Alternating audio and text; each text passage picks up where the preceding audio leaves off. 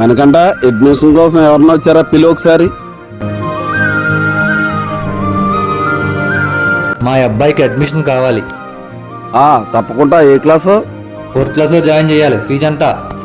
4th class వచ్చేటప్పటికి 50,000, bus fee 30,000, tuition fee 20,000, మొత్తం ₹1,00,000 అండి. ఓ అంతేనా? నేను ఇంకా లక్షల్లో ఉంటుంది అనుకున్నాను. ఎవరతను వచ్చేతను చూసుకోలేదా మనకంట? బాబాయ్ నువ్వేంటి బాబాయ్ ఇలా వచ్చావు? సార్ మా బాబాయ్ సార్. బాబాయ్ అయితే అడగకుండా వచ్చేస్తాడు లోపలికి. పెద్దలతో మాట్లాడుతున్నాం కదా. ఏమైంది బాబాయ్ నువ్వు ఇలా వచ్చావు? ఏమీ లేదురా, పిల్లల్ని స్కూల్లో జాయిన్ చేద్దామని తీసుకొచ్చాను. ఇలాంటి వాళ్ళందరినీ ఇక్కడ జాయిన్ చేసుకుంటే ఇంకా మా పిల్లలకి వాల్యూ ఏముంటుందండి? వాళ్ళ గురించి తెలియండి. అలాంటి వాళ్ళందరికీ మన స్కూల్లో వేరే సెక్షన్ ఉంది. ఇప్పుడు చెప్పండి మీ బాధ ఏంటో. మా అబ్బాయిని స్కూల్లో జాయిన్ చేద్దామనండి. మా స్కూల్లో ఫీజు మీకు తెలుసా? మీరు తట్టుకోలేరు. కష్టపడి కూలి పని చేసైనా ఫీజు కడతాను. మా అబ్బాయిని జాయిన్ చేసుకోండి. మాటలు చెప్పినంత ఈజీ కాదు ఫీజులు కట్టడం. ఫీజులు కరెక్ట్గా కట్టకపోతే మీ అబ్బాయిని గేటు ముందు నుంచో పెడతా.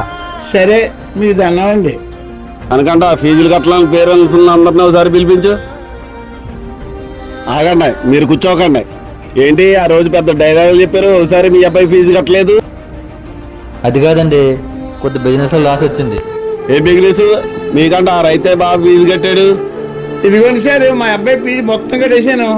చూసారా, ఆయన మొత్తం ఫీజు కట్టేశాడు. మీరు ఉన్నారు బాబు.